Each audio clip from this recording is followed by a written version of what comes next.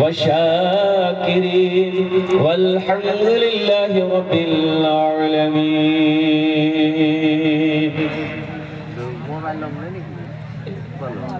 Stage पे जलवाबार मुअज़्ज़ज़ व मुवक्कर उलमाए किराम शुराए इज़ाम नक़ीब हिंदुस्तान, पिंडाल में बैठे मुअज़्ज़ज़ सामीन किराम, पर्दा में बैठी पर्दा नशी ख़वातीन इस्लाम, मेरे अज़ीज़ बच्चों नौजवान साथियों, अस्सलामु अलैकुम व रहमतुल्लाहि व बरकातुहू। वालेकुम अस्सलाम व रहमतुल्लाहि व बरकातुहू। देखिए,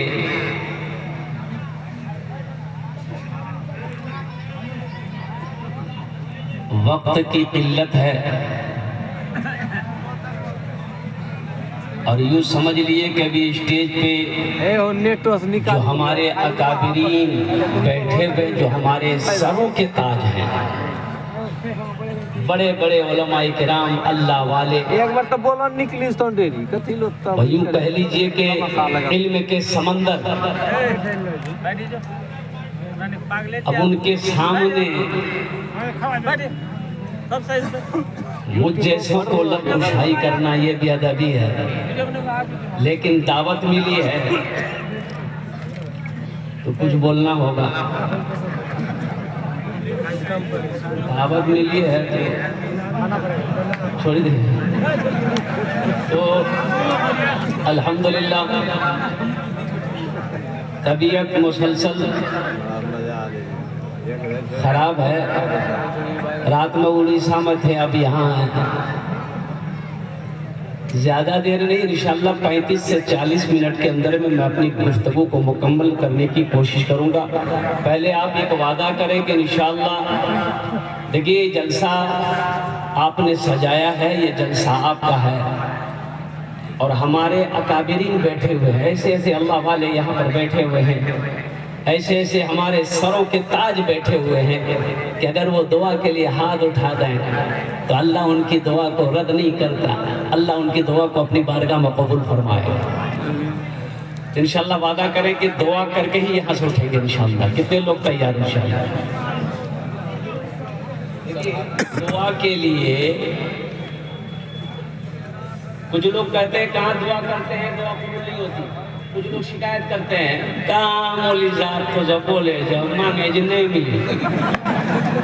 हाँ, तो दुआ आखिर कबूल काहे नहीं हो रही है? कुछ तो वजह है कि हम दुआ, हारून रशीद मस्जिद के अंदर में गए तो ये एक अंधा जानते हैं ना,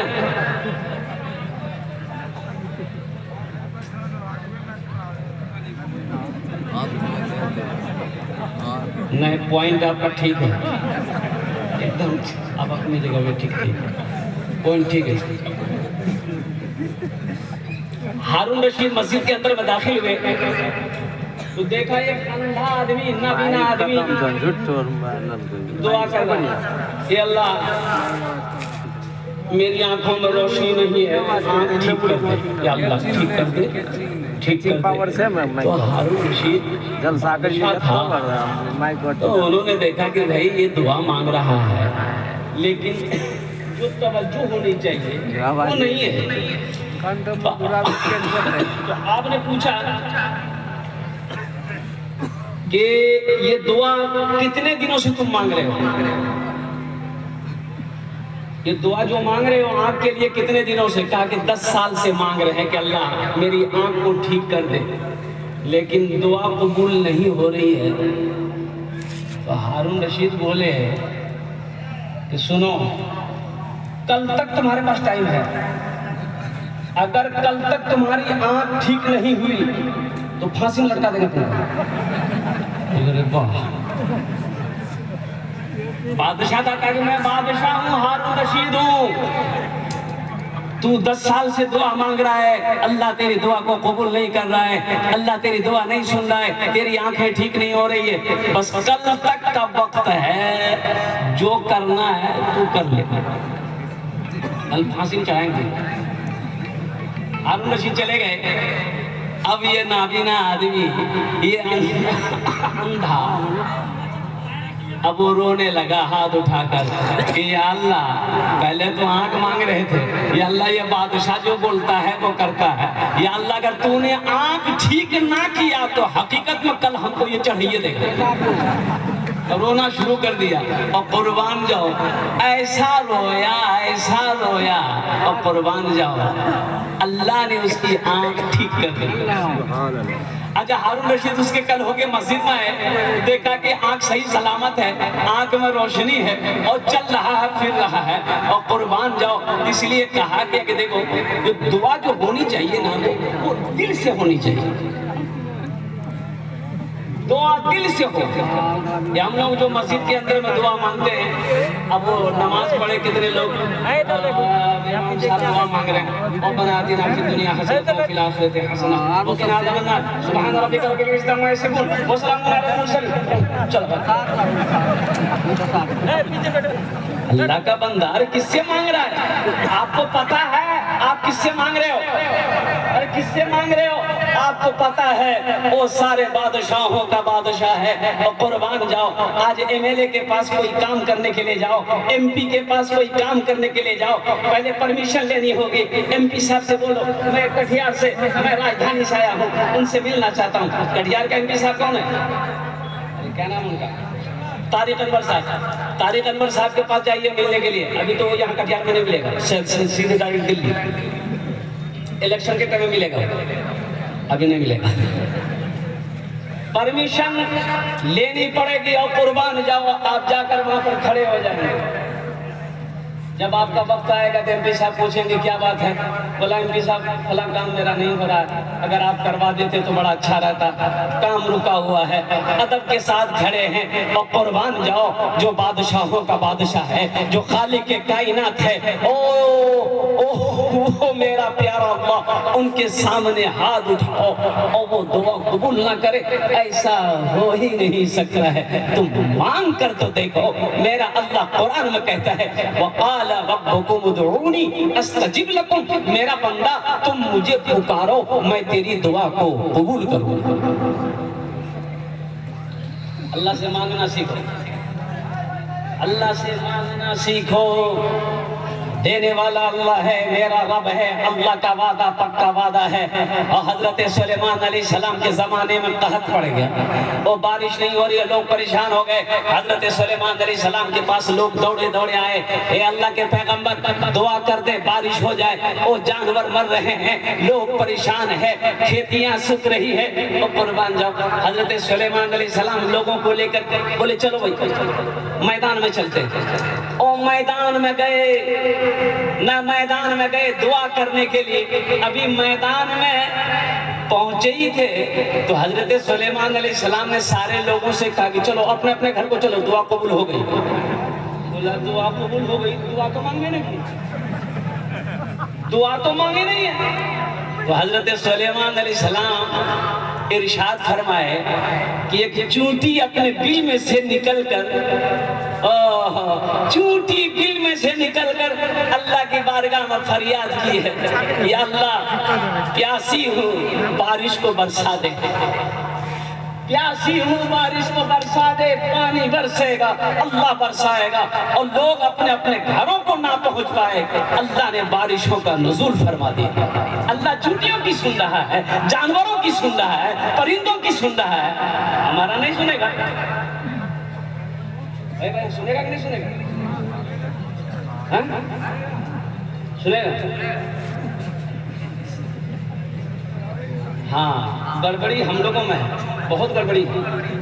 अभी मुफ्ती साहब फरमा रहे थे जहेज के बारे में, खैर हम लोग तो जहेज नहीं लेते अल्हम्दुलिल्लाह, कि जितने लोग बैठे हुए हैं कोई नहीं लिया होगा, नहीं लिया।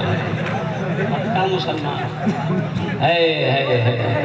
ये अफसोस का मकाम नहीं है मुसलमानों, आपने शरीयत को मजाक बना लिया, नबी की सुन्नत के धज्जियां उड़ रही है, अल्लाह अकबर कबीरा, और कुर्बान जाओ सिर्फ नाम के मुसलमान रह गए। मुसलमान के घर में पैदा हुए, नाम मुसलमानों जैसा रह गया, और अमल तो मेरा वैसा नहीं है जैसा अमल होनी चाहिए।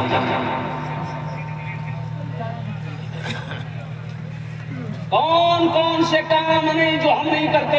बताओ कौन सा काम नहीं जो हम नहीं करते? दुआ कबूल कहां से होती?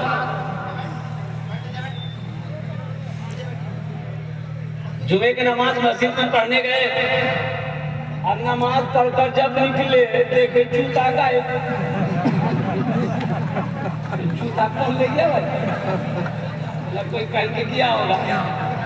ये शैतान ले गया है, इंसान ले गया है। अब अल्लाह ने 18,000 मखलूकात दुनिया के अंदर में पैदा किया। 18,000 मखलूकात में सबसे अशरफ, सबसे बेहतर, सबसे अफजल इंसान को बनाया। लेकिन कुर्बान जाओ, इंसान का किरदार देखो। एक जानवर है भैंस, एक जानवर है गाय। भाई गाय है कि नहीं? अच्छा, गाय दूध देती है, अरे भैंस दूध देती है, बकरी दूध देती है। अरे बोलो भाई, इधर देती है नहीं देती? इधर भी देती है। देखिए, अब देखिए, जानवर होकर भैंस ओरिजिनल दूध देती है, गाय ओरिजिनल दूध देती है। लेकिन हम दूध बाल्टी में निकाल लिए। भैंस 1 नंबर दूध देती, गाय 1 नंबर दूध देती। अब बाल्टी लेके घर में गए, अब 3 लीटर पानी मिला दिया। हमसे अच्छा जानवर है। अरे हमसे अच्छा तो जानवर है। वो 1 नंबर ओरिजिनल दूध दिया, हम अशरफुल मखलूकात होकर उस दूध के अंदर में पानी मिला दिए, अब फिर भी हम कहते हैं वाह हम जन्नत में जाएंगे।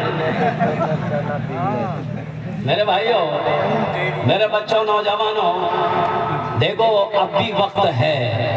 अल्लाह से लो लगा लो, अल्लाह से मोहब्बत करो। अब भी वक्त है, तौबा का दरवाजा खुला हुआ है। अपने गुनाहों से तौबा करो। जिंदगी का कोई भरोसा नहीं है, जिंदगी का कोई ठिकाना नहीं है। कभी ये आंखें बंद हो जाए, कहना मुश्किल है। छोड़ दो हर गुनाह को तुम, छोड़ दो हर गुनाह को तुम। जिंदगी का कोई भी भरोसा नहीं। छोड़ दो हर गुनाह को तुम। जिंदगी का कोई भी भरोसा नहीं। आज है हम यहाँ, कल हो के नहीं। आज है हम यहाँ, कल हो के नहीं। जिंदगी का कोई भी ठिकाना नहीं। छोड़ दो हर गुनाह को तुम। जिंदगी का कोई भी भरोसा नहीं। इंशाअल्लाह तौबा करके उठेंगे। अरे तौबा करके उठेंगे यहाँ से। कितने लोग तैयार इंशाअल्लाह तौबा करेंगे? अल्हम्दुलिल्लाह। लेकिन तौबा कैसी होनी चाहिए? या अय्युहल्लज़ीना आमनू तुबू इलल्लाहि तौबतन नसूहा। ऐसी तौबा होनी चाहिए कि फिर उस गुनाह के करीब ना जाओ, उस गुनाह के करीब ना जाओ। इसलिए मेरे बच्चों, नौजवानों, जिंदगी बहुत तेजी के साथ गुजर रही है। कब कहाँ किस वक्त मौत आ जाए कहना मुश्किल है। बात सही के गलत है? बोलिए। ये माइक खरीदने के लिए आप पूर्णिया कटिहार जाइए, दुकानदार से बोलिए क्यों माइक लेके निकालिए। और दुकानदार ने माइक निकाल कर दिया। आपने पूछा कितनी कीमत है? ओ बोला 1000 रुपया। आपने कहा कि 1000 रुपए ठीक है, कोनो वारंटी है? कोनो गारंटी है? तो दुकानदार बोलेगा नहीं, 6 महीना की गारंटी है, 6 महीने की गारंटी है। अब लगे हाथ आप दुकानदार से पूछिए कि आपने 6 महीने की गारंटी माइक का दे दिया है, तो और गारंटी कितना दिनों की? बोला नहीं, हम लोग कोनो गारंटी नहीं, हमारी कोई ना गारंटी है, ना हमारी कोई गारंटी है। नौजवानों, मुसलमानों, और ना जाने कितना कितना लंबा सपना हम सजा के बैठे हुए हैं और मौत पीछे खड़ी है। हम आगे हैं, मौत पीछे है। मौत पीछे खड़ी है, इसलिए जितना जल्दी हो सके, जो हो सके, जहां तक हो सके, जो बटोरना है बटोर लो, जो लूटना है लूट लो। क्या लूटना है? काका क्या बटोरना है? नेकियों को बटोर लो, रहमतों को लूट लो, जो करना है जल्दी कर लो। जिंदगी का कोई भरोसा नहीं है, कब ये आंख बंद हो जाए कहना मुश्किल है। इसलिए कि ये दुनिया ऐशो इशरत की जगह नहीं है, ये दुनिया आरामगाह नहीं है, ये दुनिया तफरीगा नहीं है, ये दुनिया दारुल इम्तिहान है। और कुर्बान जाओ, यहाँ जो बोओगे वहाँ काटोगे, यहाँ जो लगाओगे वही पाओगे। सबसे पहला अमल नमाज, सबसे पहला अमल, अरे बोलो भाई, सबसे पहला अमल। एक नौजवान से मैंने पूछा कि बेटा नमाज पढ़े? बोला आज कौन दिन से? बोले कौन दिन? मंगल। बोला नहीं, हम कल जुमा पढ़ते हैं। जुमा पढ़ते हैं तो ये फजर जोहर असर मगरिब इशा कौन पढ़ेगा? बोला मेरा अब्बा पढ़ता है। अब्बा पढ़ता है। अब्बा जन्नत में जाएगा, तू जन्नत में नहीं जाएगा। अम्मा जन्नत में जाएगी, तू जन्नत में नहीं जाएगा।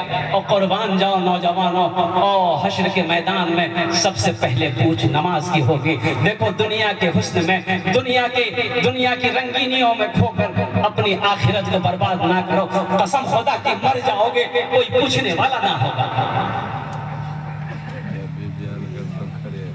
एक न एक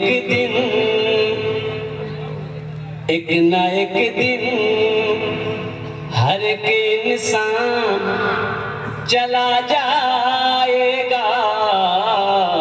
एक न एक दिन हर एक इंसान चला जाएगा। एक न एक दिन, एक न एक दिन हर एक इंसान चला जाएगा। चाहे निर्धन हो या धनवान चला जाएगा। चाहे निर्धन हो या धनवान चला जाएगा। इसलिए मौका है आखिरत को सवारो, नमाजों की पाबंदी हो, हराम से बचो, हलाल कमाओ, हलाल खुद भी खाओ, बीवी को भी खिलाओ, माँ बाप को भी खिलाओ, बच्चों को भी खिलाओ। घर के अंदर में हराम पैसा ना आए।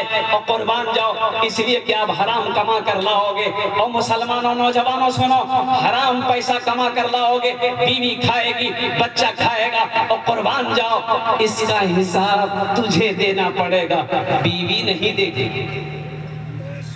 बीवी देगी। अच्छा एक बात और बताइए, इधर जहेज है कि नहीं है? अरे जहेज इधर लेते हैं लोग, जहेज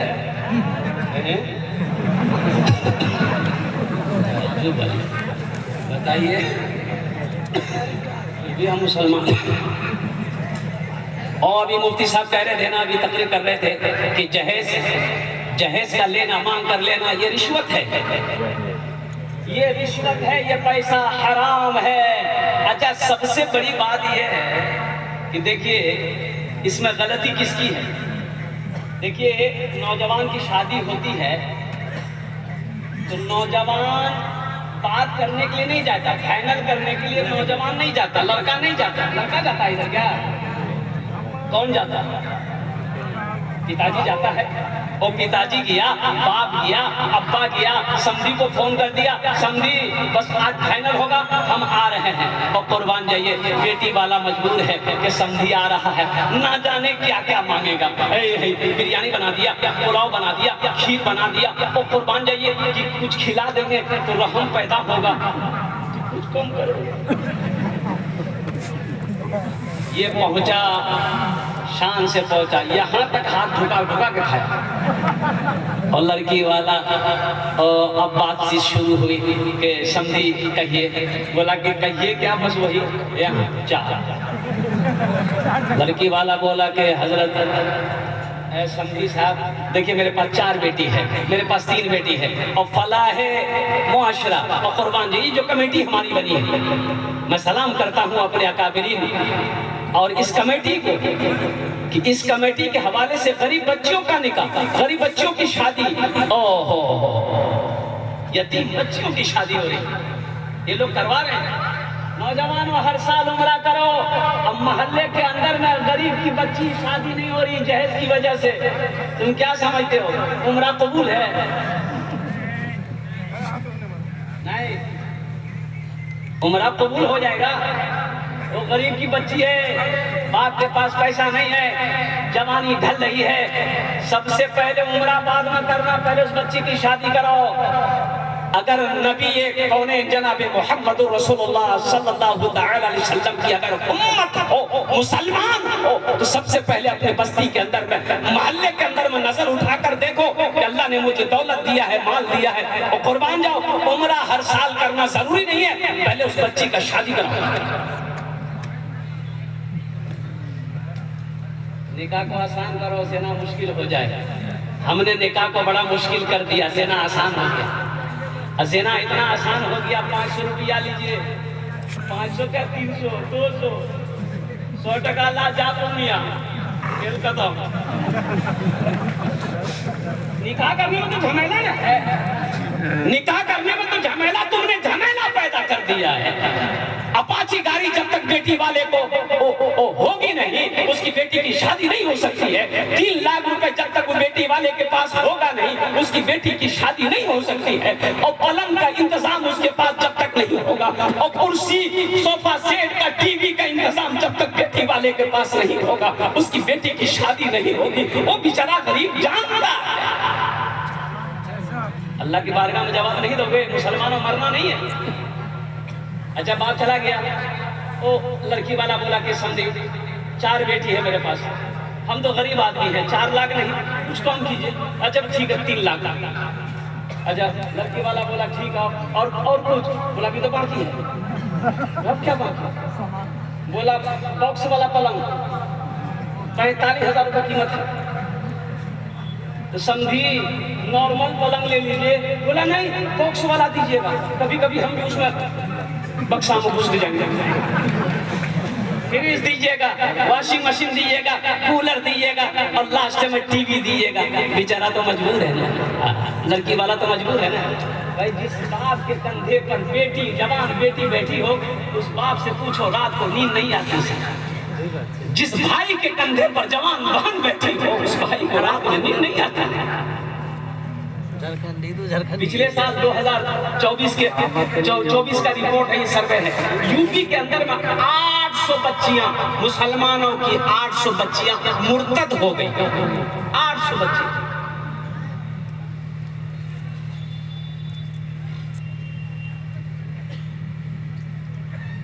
रहिए किसी भी हाल में चर्चा न कीजिए, खुद को किसी के सामने रुसवा न कीजिए, खुद को किसी के सामने रुसवा न कीजिए।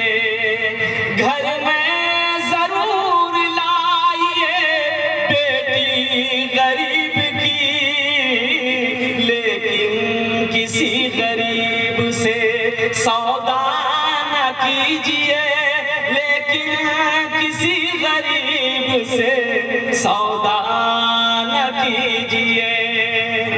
अच्छा ईमानदारी के साथ बताइए, सोने की अंगूठी बाप मांगा, टीवी बाप मांगा, सोफा सेट बाप मांगा, पलंग बाप मांगा, सारा लिस्ट बन गया। अब इधर लिस्ट बनता है कि नहीं बनता है?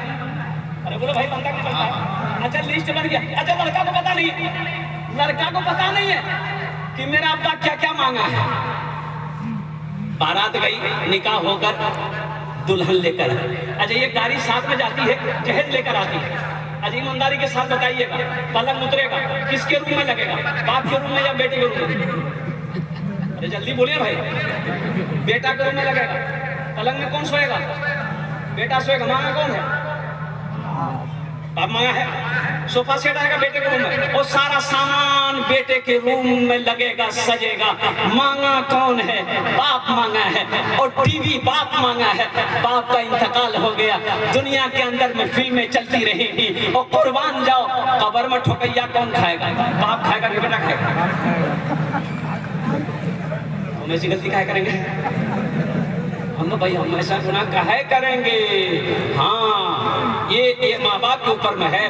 बेटा जवान हो गया, बेटी जवान हो गई है, अल्हम्दुलिल्लाह, अच्छा रिश्ता मिल जाए, दीनदारी को तरजीह दो। देखिए इसमें कई बातें हैं, 4 बातें हैं। अल्लाह के हबीब सल्लल्लाहु अलैहि वसल्लम इरशाद फरमाते हैं, कोई हुस्न जमाल को देखता है, कोई हसब नसब खानदान देखता है, कोई मालो ज़र को देखता है, पैसा वाला है कि नहीं, कोठी वाला है कि नहीं है। तुम दीनदारी को तरजीह दो। जिस घर के अंदर में दीनदारी हो वहाँ निकाह करो, वहाँ रिश्ता करो।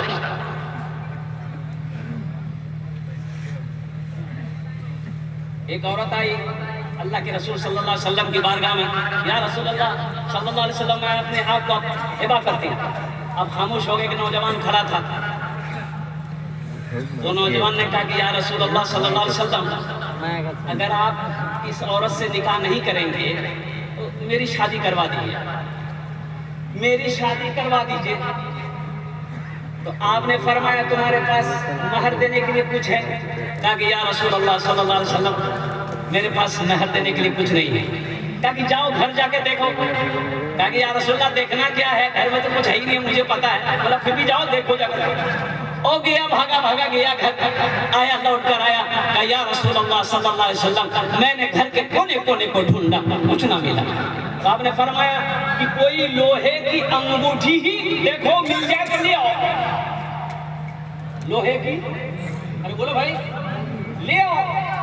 ये फिर गया, नहीं मिला, लौट कर आया, कहा कि या रसूलल्लाह सल्लल्लाहु अलैहि वसल्लम, वो लोहे की अंगूठी भी नहीं मेरे पास। कहा कि तुम्हारे पास कुछ भी नहीं? कहा कि या रसूलल्लाह सल्लल्लाहु अलैहि वसल्लम, ये एक लुंगी है जिसे मैं अपने बदन में ओढ़ता हूँ। ऐसा करते हैं, आधा फाड़ कर इसको दे देते हैं, आधा हम रख लेंगे। कहा कि ये तो ना तुम्हारे काम आएगी ना इसकी काम आएगी। अच्छा, वो नौजवान जाने लगा कि जब महर के लिए पैसा ही नहीं है, कोई इंतजाम ही नहीं है, तो इससे मेरी शादी होगी नहीं। तो अल्लाह के नबी सल्लल्लाहु अलैहि वसल्लम इरशाद फरमाते, इधर आओ। अच्छा ये बताओ तुम्हें कुरान याद है? कुरान याद है? कहा कि या रसूल अल्लाह सल्लल्लाहु अलैहि वसल्लम, मुझे फला फला सूरत याद है। कहा कि ज़बानी याद है? कहा कि या रसूल अल्लाह सल्लल्लाहु अलैहि वसल्लम, मुझे ज़बानी याद है। ओ नौजवानों सुनो, मुसलमानों सुनो, अल्लाह के नबी जनाब मोहम्मद रसूलुल्लाह सल्लल्लाहु अलैहि वसल्लम ने इरशाद फरमाया कि ऐसा करो, तुमके जो कुरान तुम जानते हो, इस लड़की को याद करा देना, इसे सिखा देना, यही तुम्हारा महर रहेगा। इतना आसान बनाया निकाह का। इसलिए नौजवानों, मुसलमानों, हलाल कमाओ। ये रिश्वत का पैसा है, जहेज का पैसा रिश्वत का पैसा है, ये हराम का पैसा है। घर में आएगा, अल्लाह बरकत को उठा लेगा, हशर के मैदान में इसका हिसाब व किताब आपको देना होगा। इसलिए तौबा करें कि इंशाअल्लाह ना जहेज लेंगे, ना जहेज देंगे, ना हराम खाएंगे, ना हराम कमाएंगे। इंशाअल्लाह ना जहेज देंगे, ना जहेज देंगे। कितने लोग तैयार? हाथ उठाएं इंशाअल्लाह, अल्हम्दुलिल्लाह। जो ले लिए हैं वापस नहीं होगा। ए दुनिया वालों छोड़ दो आदत जहेज की, अच्छी नहीं हरी, अच्छी नहीं हरीत रिवायत जहेज की। सबसे बड़ा जहेज है ए दोस्तों दुल्हन, फिर इसके बाद कुछ नहीं कीमत जहेज की, फिर इसके बाद कुछ नहीं कीमत जहेज की। निकाह को आसान कीजिए, निकाह को आसान कीजिए और कुर्बान जाओ। इधर बारात, अच्छा बारात है, इधर बारात है क्या? अब वक्त की किल्लत है, मैं आपको क्या बताऊं। देखिए दो चीजें हैं, निकाह है वलीमा है।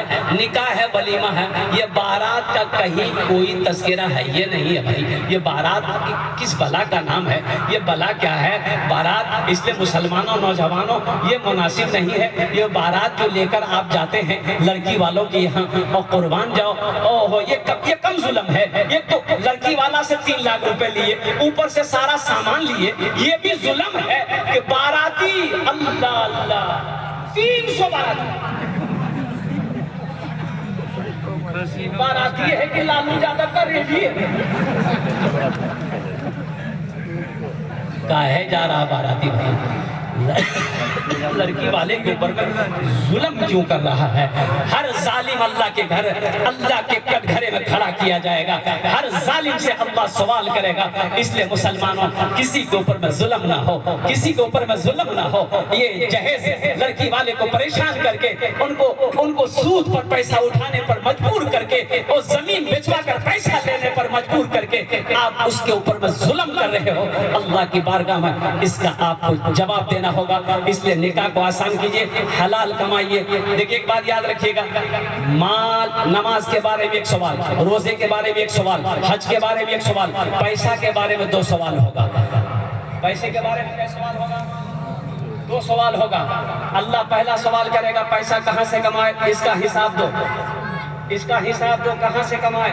अगर आपने इसका हिसाब दे दिया तब आप क्या समझते बस जन्नत मिल जाएगी? नहीं, अल्लाह कहेगा कि रुको, पैसा कहां से कमाए इसका हिसाब दे दिए। अब अल्लाह दूसरा सवाल करेगा इस पैसे को तुमने खर्च कहां किया, अब इसका जवाब दो, अब इसका हिसाब दो। अय्याशी में खर्च किए, शराब के अड्डों पे खर्चा किया और फजूल खर्ची में खर्चा किया और कुर्बान जाओ तुमने कहां खर्च किया है। जो माल तुम्हें मैंने दिया था, जो दौलत तुम्हें मैंने दी थी, इस पैसे को कहां खर्च किया है। इसका पैसे के बारे में 2 सवाल होगा। इसलिए मुसलमानों नौजवानों ज्यादातर कोशिश कीजिए कि हलाल कमाइए। अल्हम्दुलिल्लाह खुद भी हलाल कमाइए, दूसरों को भी दावत दीजिए, अपने बच्चों को भी सिखा के बेटा 1 रुपए हलाल का कमाना, 10 रुपया हराम का को नहीं चाहिए। और कुर्बान जाओ 1 टका हलाल का हो, 1 रुपए हलाल का। हजरत उमर बिन अब्दुल अजीज रहमतुल्लाह अलैह, मुसलमानों अभी ईद गुजरी है, कै दिन हुए ईद के? अरे बोलो भाई ईद के कै दिन हुए? 15 दिन। ये कौन दुनिया में रहता था? 4 दिन हुए ईद के। अल्लाह अल्लाह अल्लाह अल्लाह। कितने लोग तो खुश हैं, नए कपड़े हमारे ईद में सिले। कटिहार चला गया, पूर्णिया गया, कटिहार गया, कीमती कपड़ा 1000 रुपए, 2000, 3000 रुपए मीटर कपड़ा ओ सिलाई करके पहनकर जीत जाग ईदगाह पहुंचा। अब दोस्तों से कह जाए कितना मीटर से 4000 रोजा ये पूर्ण रखा ईद की नमाज पढ़ने को। अच्छा ईद किसके लिए भाई? ईद उसके लिए है, खुशी उसके लिए जिसने रोजा रखा है। ईद तो उसके लिए, खुशी तो उसके लिए है।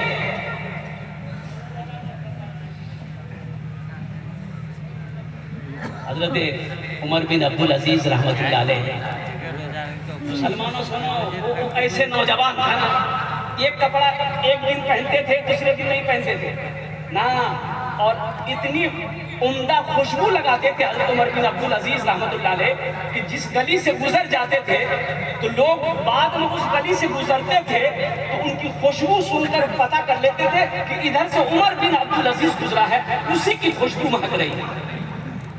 लेकिन जब कुर्सी पर बिठाया गया, मुसलमानों का बादशाह खलीफा बनाया गया, और कुर्बान जाओ हजरत उमर बिन अब्दुल अजीज रहमतुल्लाह अलैह रोने लगे।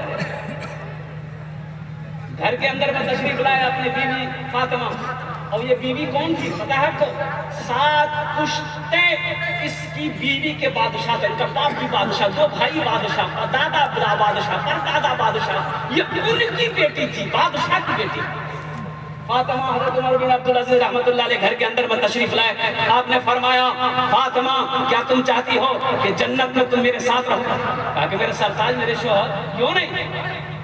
कहा कि ऐसा करो, जो जेवर पहनी हो उतारो, जो जेवर पहनी हो उतारो। और बीवी ने उतार दिए सारे जेवर। कहा कि क्या करेंगे? बोला कि फातिमा इस जेवर को अल्लाह के रास्ते में सदका करना है, गरीब बच्चियों के लिए है, यतीम बच्चों के लिए, ये गरबा मसाकिन के लिए बैतुल माल में मैं जमा करूंगा। और बैतुल माल में जमा कर दिया मुसलमानों। और कुर्बान जाओ, वो दिन भी आया। आप घर के अंदर में तशरीफ ले गए। अब अपनी बेटी से कहते हैं कि गिलास पानी पिलाओ। बेटी कहती है आ रही हूं। फिर थोड़ी देर बाद आवाज दिए, बेटी पानी पिलाओ। 3 मरतबा बेटी को पुकारे तो बेटी नहीं आई। बीवी एक गिलास पानी लेकर आई। तो हजरत उमर बिन अब्दुल अजीज रहमतुल्लाह अलैह अपनी बीवी से कहते हैं, क्या मेरी बेटी नाफरमान हो गई है? तो हजरत उमर बिन अब्दुल अजीज रहमतुल्लाह अलैह की बीवी कहती है कि नाफरमान नहीं हुई है। दरअसल बात यह है कि आपकी बेटी बड़ी हो गई है। वो जो कुर्ता पहनी है ना, वो कुर्ता फट गया है, वो इस लायक नहीं है कि आपका सामना कर सके। ये खलीफतुल मुस्लिमीन है, अमीरुल मोमिनीन, बादशाह है ये। बेटी के पास पहनने के लिए कपड़े नहीं है। यहाँ एमएलए कोई बन जाए, बाप रे बाप, उसका बेटा फॉर्च्यूनर लेकर घूम रहा। बोले घूमता कि नहीं घूमता? बोली ईद के दिन आने वाले। हजरत उमर बिन अब्दुल अजीज रहमतुल्लाह अलैह घर के अंदर में दाखिल हुए। बच्चों ने 12 बच्चे थे हजरत उमर बिन अब्दुल अजीज रहमतुल्लाह अलैह। और बच्चियों ने माँ से कही कि अम्मा, हमारे यहाँ जो नौकर जाकर काम करते हैं, उनके बच्चों के कपड़े सिल गए। हम लोग तो बादशाह की औलाद हैं, क्या हम लोग इसी फटे पुराने कपड़े में ईद की नमाज पढ़ेंगे? हज़रत उमर बिन अब्दुल अजीज रहमतुल्लाह अलैह फरमाने लगे, मेरी प्यारी बीवी, तुम जानती हो कि जो तनख्वाह मुझे मिलती है, जो पैसा हमको बैतुल माल से मिलता है, वो मैं तुम्हें देता हूँ, इसी से घर चलता है। इसके अलावा मेरे पास पैसा कुछ है नहीं। तो बीवी कहती है ऐसा कीजिए, 1 महीने की तनख्वाह पेशगी ले लीजिए, एडवांस बोलते हैं बोलो भाई, एडवांस ले लीजिए, बच्चों के कपड़े सिल जाए। तो आपने फरमाया ठीक कहती हो। खजांची को बुलाया, कैशियर को बुलाया, कैशियर को बुलाया, और कैशियर आकर सलाम करके बैठ गया। और कुर्बान जाओ, कैसा कैशियर था, कैसा खजांची था। और मुसलमानों सुनो, उमर बिन अब्दुल अजीज और 3 मरबा मेल के बादशाह हैं, अमीरुल मोमिनीन है। कुर्बान जाओ, आपने कहा कि ऐसा करो, मुझे 1 महीने की तनख्वाह एडवांस में दे दोगे? कहा कि हुजूर, आपका हुक्म, आप मेरे बादशाह हैं, आपके लिए तो सारा खजाना मैं खोल दूंगा। 1 महीने के एडवांस चाहिए? बोला हाँ, 1 महीने के एडवांस चाहिए। तो खजांची ने कहा कि हजरत, तो फिर ये कागज कलम पर आप लिख कर दीजिए कि 1 महीने का तनख्वाह आपको मैं दूंगा, आप लेंगे। मुझे ये लिख कर दीजिए, क्या आप 1 महीना तक जिंदा रह पाइएगा? इसकी गारंटी है? इसकी गारंटी दे सकते हैं आप? हजरत उमर बिन अब्दुल अजीज रहमतुल्लाह अलैह की आंखों से आंसू जारी हो गया। बोला कि नहीं, जाओ। तारीख गवाह है कि हजरत उमर बिन अब्दुल अजीज रहमतुल्लाह अलैह ने पैसा नहीं लिया, बच्चों ने उसी पुराने कपड़े में ईद की नमाज पढ़ी।